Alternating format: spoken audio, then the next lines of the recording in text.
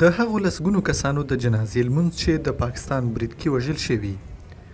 افغانستان کې د طالبانو ادارې ویلي پرون چهارشنبه په دې ځای کې له 50 ډیر کسان په ډلیز ډول خاورو ته وسپارل شول، خو له سلو ډیرې چې پیژندل شوي وو خپلو کورنیو ته سپارلي او خپلو ولایتونو ته لیږدول شوي دي.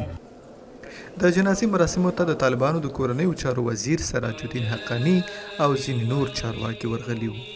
سراج الدین حقانی خپلو خبرو کې وویل د خپلو خلکو پوښتنه کولی شي، خو باید عواقب هم په پام کې ونیول شي.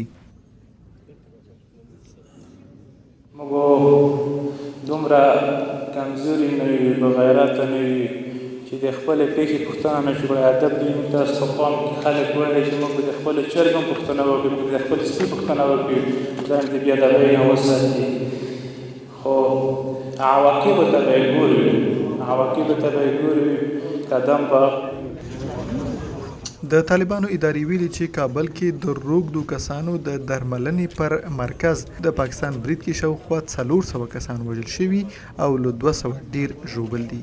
د ناروې د کډوالو شورا هم تازه ویلي چې دغه برید کې سلګونه کسان وژل شوي او ګڼ ټپیان دي.